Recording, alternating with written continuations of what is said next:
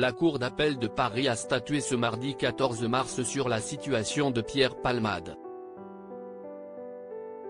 À la question de savoir si l'humoriste allait finalement rester en liberté conditionnelle ou retourner en détention provisoire, la chambre de l'instruction de la Cour d'appel en charge du dossier a décidé de maintenir le contrôle judiciaire, estimant que le risque de récidive est amoindri par son état médical actuel, a précisé BFM TV. L'intéressé va toutefois devoir respecter plusieurs conditions. Il a interdiction de quitter l'hôpital où il est actuellement pris en charge. Finalement, il est libre sous contrôle judiciaire mais pas si libre que ça.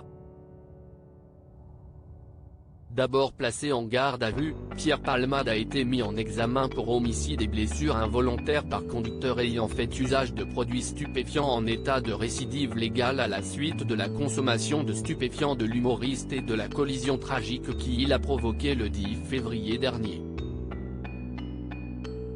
Il a été placé en liberté conditionnelle avec un bracelet électronique, puis transféré en détention provisoire le 27 février dernier en étant sous écrou dans sa chambre d'hôpital de la région parisienne.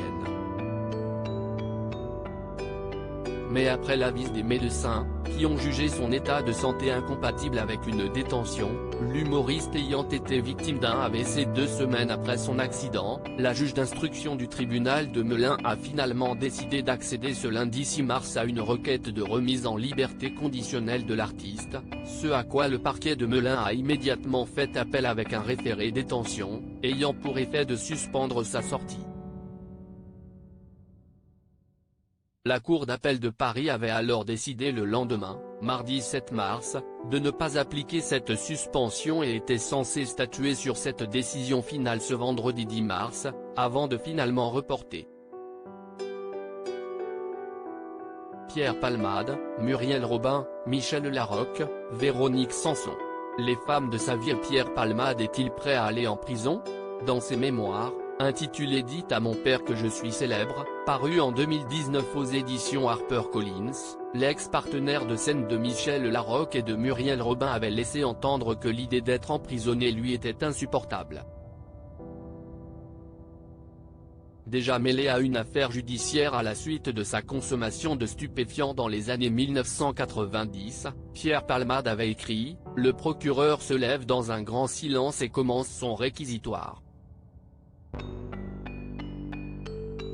Je prends surtout ces derniers mots comme une claque. Et pour toutes ces raisons, je demande 10 000 francs d'amende et 4 mois de prison avec sursis. » Pardon? De la prison avec sursis pour consommation de cocaïne? J'envisage immédiatement le suicide. Des mots qui laissent craindre le pire quant à la réaction du comédien face aux prochains mois qui l'attendent. Crédit photo, Van Stenkist Stéphane.